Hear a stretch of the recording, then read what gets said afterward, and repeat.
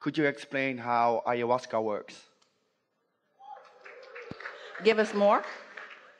It's a substance that tribes in South America use to create bigger consciousness with themselves, to release relief. To Are they creating bigger consciousness, or are they releasing the resistance to the bigger consciousness they've already created?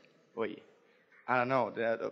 That's the question. It's that one. This is the thing that we really want you to hear, is that this life that you all are living has caused you to accomplish a vibrational expansion that is, by human standards, enormous, incredibly satisfying. The expansion of consciousness has already been created, but humans have pinched themselves, mostly pinched off to the realization of it, to the witnessing of it, to the understanding of it.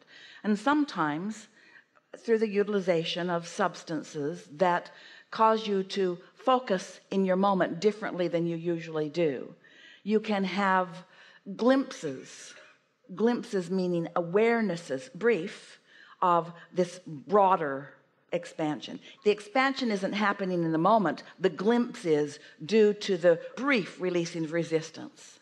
It's an uncontrolled substance, however, in the sense that you can't really control how much you receive, because in your altered state your mind isn't focusing in the most productive of ways.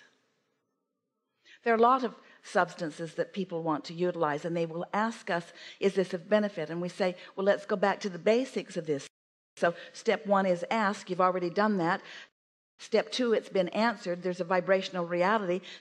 Step three is you've got to let it in. Well, this is the problem that most humans have. They are so focused with their physical senses that they don't let in. They have so many beliefs that contradict their own desires that they don't let themselves realize or receive or witness.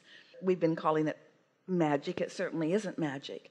And sometimes by using a substance, then you get those hindering beliefs temporarily out of the way.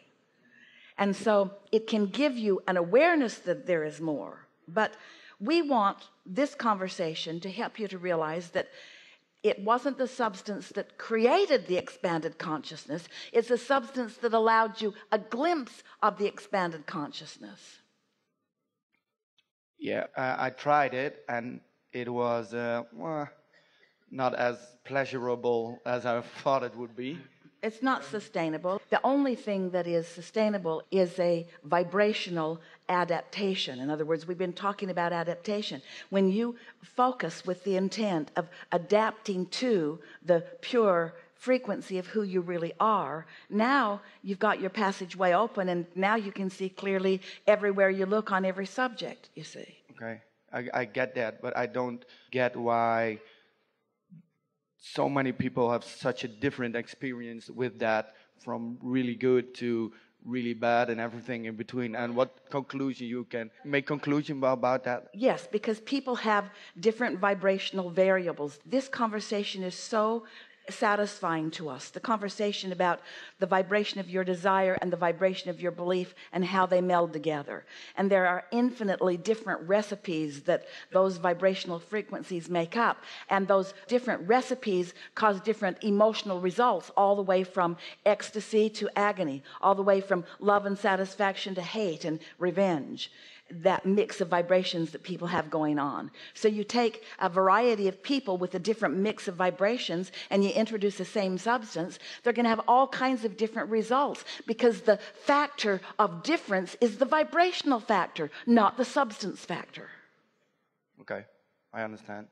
I thought it would be some sort of shortcut to more alignment. It can be in this sense. It can be a shortcut into an awareness of your true power.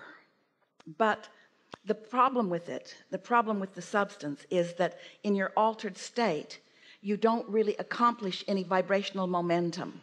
So you don't own it. There's no lasting. And it's part of the reason that people go back again and again and again. But that's why this steady, deliberate quieting of your mind and deliberately letting your vibration rise to the alignment of who you are, and then the moving through your day with impulses to act and witnessing the results of all of that is the only sure way of enlightenment. The rest of it is flawed and fleeting. Yes. Thank you. Yeah. Really good.